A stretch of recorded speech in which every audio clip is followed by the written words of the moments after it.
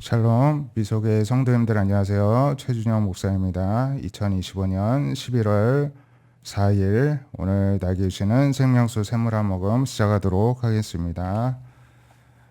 스가랴 7장을 보면요. 스가랴 선지자는 학개와 함께 바벨론에서 1차 포로 귀환 후에 이제 성전을 재건할 때 하나님의 말씀을 전했던 선지자인데요. 다리오 왕 제4년 아홉째 달 기슬레월 라고 또 하는 9월 4일에 하나님의 말씀이 임했습니다. 그때 베델 사람이 사레셀, 레겜멜렉과 그의 부하들을 보내어 여호와께 은혜를 구하기 위해서 이제 사람을 보냈다는 것입니다.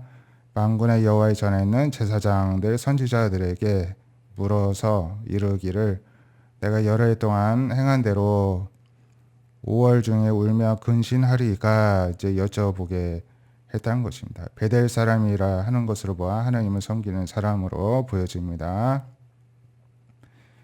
왜 5월 중에 울며 근신하는 것을 여러 해 동안 하였느냐?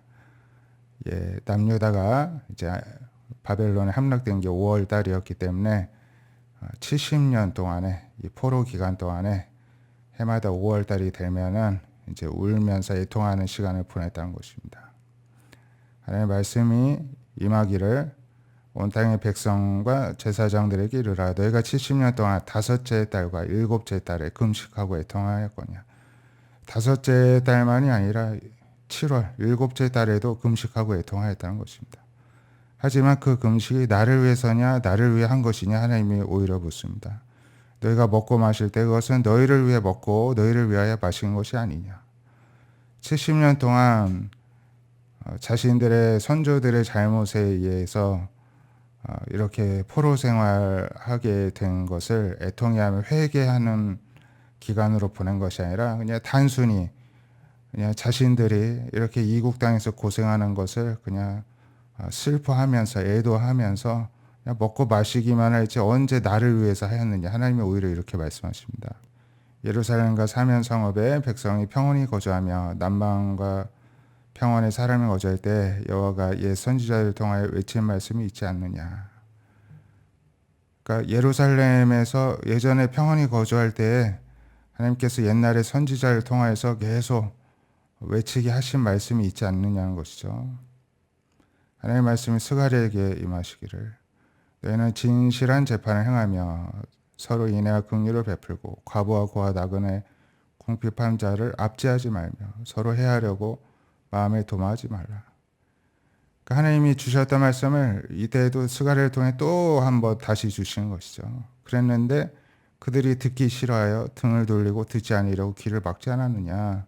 그 마음을 금강석 같게 하여 금강석처럼 아주 단단하게 딱딱하게 굳은 채로 있어서 하나님이 그의 영으로 선지자를 통하여 전한 말씀을 듣지 아니하여서 그 결과 큰 진동과 하나님으로부터 나오게 되었다는 것입니다. 내가 불러도 그들이 듣지 아니한 것처럼 그들이 불러도 내가 듣지 아니할 것이다. 거꾸로 하나님도 똑같이 하시겠다 하십니다.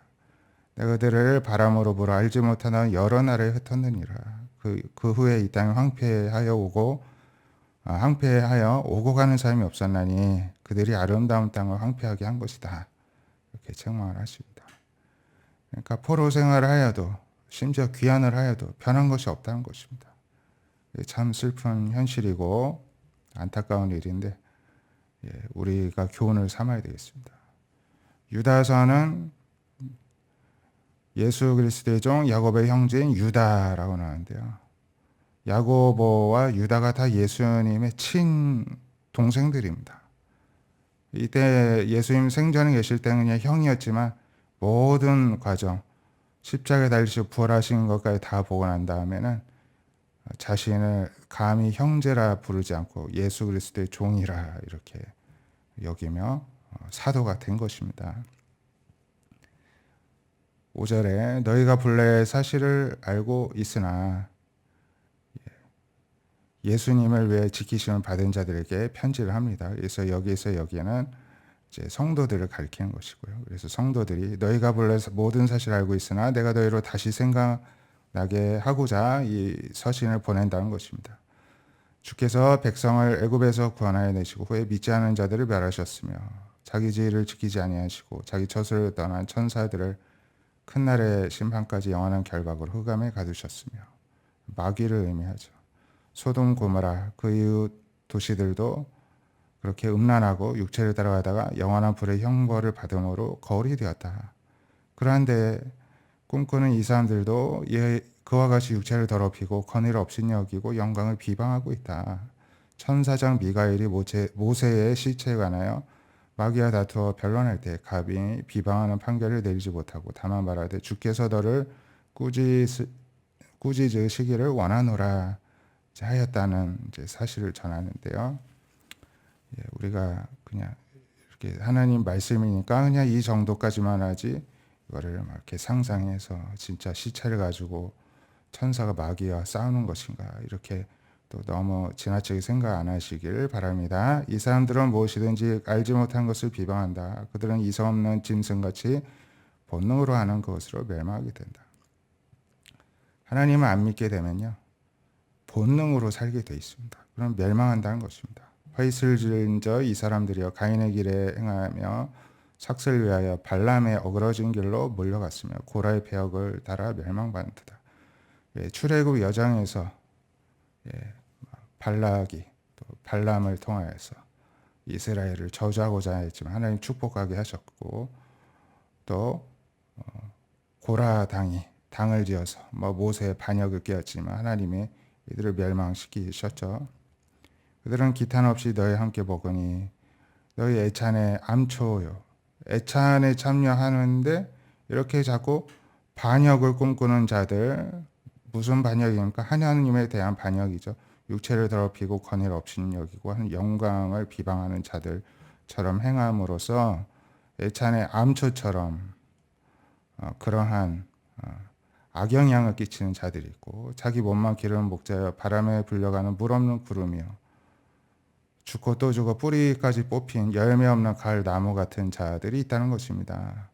자기 수치의 거품을 뿜는 바다의 거친 물결 예비된 캄캄한 흑암으로 돌아갈 유리하는 별들일 뿐이라는 것입니다.